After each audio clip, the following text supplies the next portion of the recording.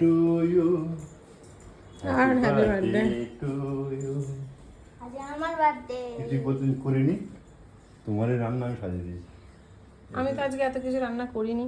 বেশ, আমার তোমাকে কি বুঝতে এটা গরম করনি? হবে? থাকো। এটা গরম করনি? ফ্রিজে যা ছিল আমি সেইগুলোই দিয়েছি, আমি আর কিছু করিনি।